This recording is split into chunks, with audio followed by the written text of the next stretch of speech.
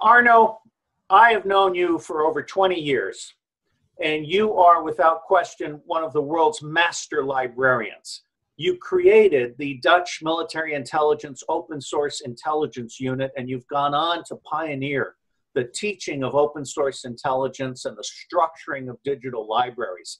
So I'd like to ask you to tell us just a little bit about your background and how you see librarianship as an essential factor in any major international investigation. Robert, thank you very much for your kind words. We know each other indeed already more than 20 years.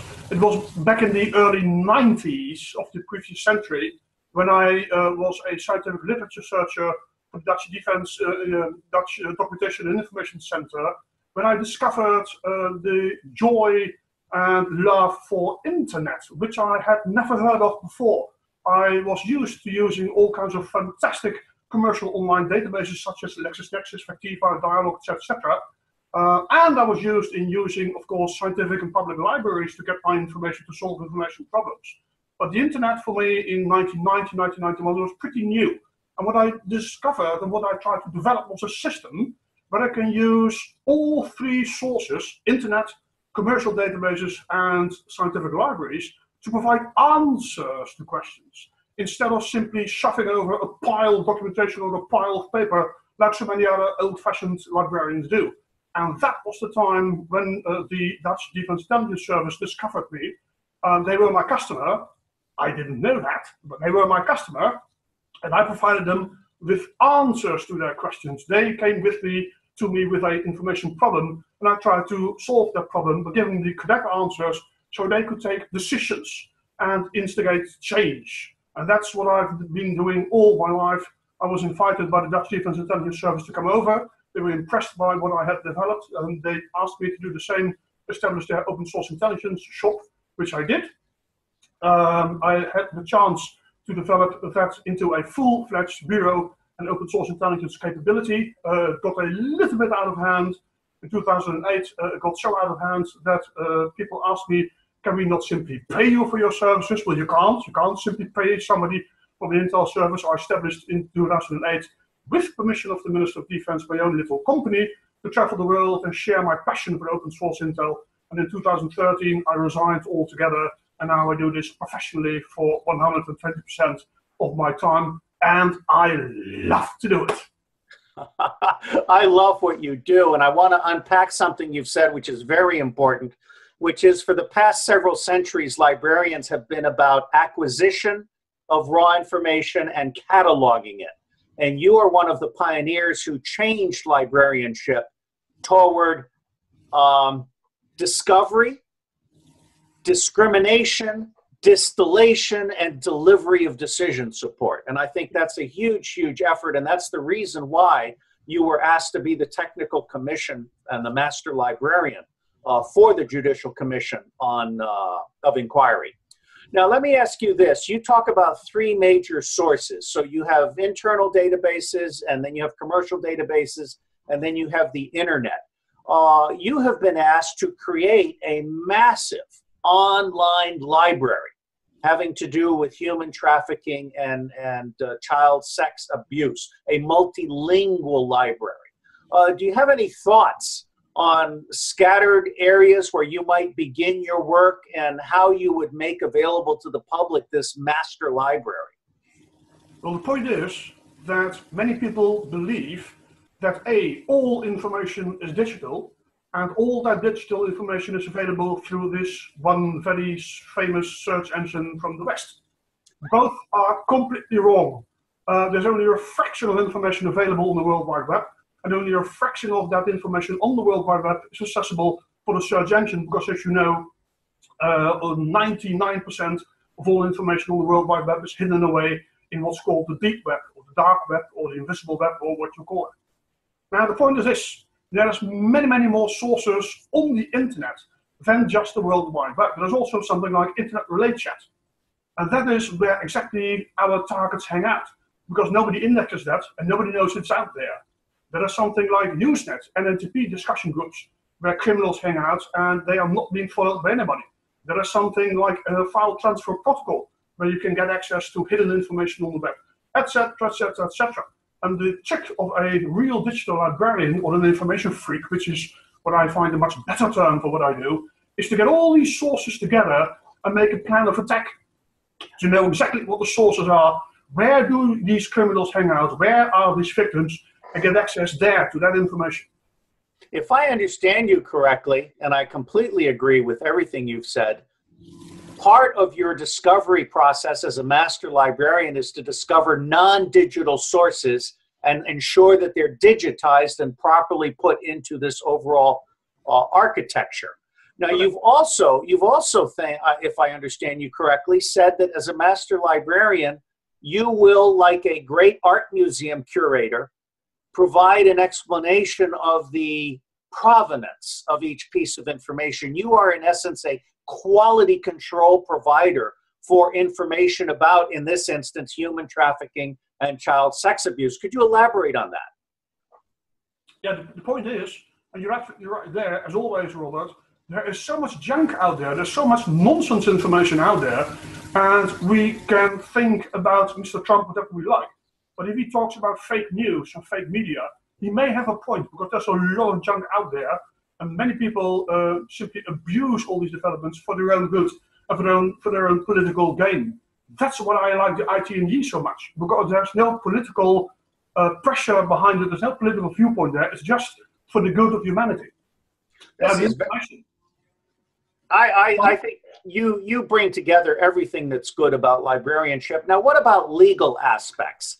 When you get into the whole issue of people who are presumably committing crimes, whether it's money laundering or routine smuggling or human trafficking, there's this danger of publishing materials that are defamatory, libelous, slanderous, whatever. Are there any librarian provisions for dealing with controversial material that is perhaps evidentiary, but you want to avoid the issue of defamation and libel and slander? Well, what we need to realize is we don't necessarily have to republish the full text content of the information we find. We may stick to republishing the metadata of that information, at least record that information is out there and make sure that we can get access to it if have to. We don't have to republish that and thereby actually adding to this stream of nonsense. I see. And what I would do if I was allowed and able to set up a information capability for the tribunal, I would actually design a system where we can actually not just find all the information with all these different sources, especially the hidden sources, but then design some scheme of republishing only the metadata and store the information somewhere safe, thereby getting the best of both worlds, which is getting access to information if we need it, if there's a case, and not republishing that and thus contributing to hurting more people. That's wonderful. Now, you are a master librarian who works in multiple languages, and you have other people that work in other languages. Other than English and French and German and Russian, what other languages do you have a perception are important to include in this international library?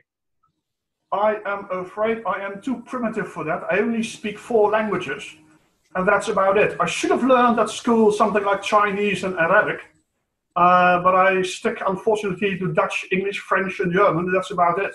For the rest, you have to make use of automatic translating programs to get the most out of the information that's out there, and then maybe use professional translators for the really hot documents. Let me give you an idea that I want you to speak to. Give it back to me, which is about forming an international network of multilingual librarians. Why don't you give me that idea back? Yeah, sounds like a fantastic idea.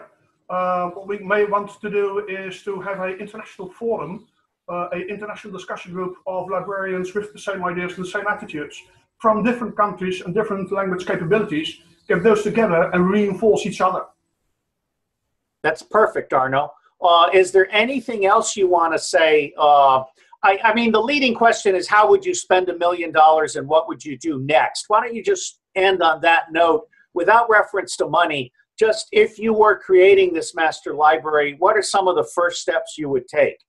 The most important thing in any library is the functionality where a librarian tries to make a perfect match between the supply side of information and the demand side of information. Now, I'm pretty good at the supply side of information. I think I know where to get it. What I really should know now is what the demand side of information is. I'd like to give a presentation to the tribunal for, let's say, an hour or so, explaining to them what we can mean for them, how we can make all that information accessible. And I'd like to challenge them, and I want to hear from the tribunal what exactly their wishes are. And if I know that, if I know the demand side of information, I can build up that system and support this case. You know, Arno, I'm thinking much, much bigger beyond that, because what I've just realized is you could create a library that is so valuable that Interpol, Europol, Scotland Yard, the FBI realize you are their librarian. Yeah, it would be fantastic if we have set up this library from the beginning up, and it has some meaning if the library starts to develop, if it starts to deploy its functionality into supporting the tribunal. That would be the ideal moment to find a collaborative effort together with Interpol, with Europol, and all the other institutes that are out there. Maybe that's one of the main tasks in the beginning of the library, to create a network of international librarians, international information professionals in this effort. That's superb. And the only other thought I have is that it might be a library that needs to be compartmented, so that there are certain sections of the library that are restricted to law enforcement professionals that have encrypted. Absolutely. What you find will be legally challenging, it could be that we are actually disturbing ongoing operations against child traffickers. And we don't want that. We need to have a close cooperation with law enforcement and police forces all over the world. Otherwise, we may destroy their operations. That's the last thing we want. It's extremely important that you have professional experience in the importance and delicacy of that relationship. Yeah. Arno, is there anything else you want to say at all about the future of libraries or the value of libraries? Anything at all as closing thoughts? Information is power. The information position of the tribunal is essential for this work. I always make a distinction between two terms: information profile, what you know; information need is what you want to know. Both are essential for the tribunal, and I'm flattered and I'm honored and thrilled that I'm allowed to play my little part there.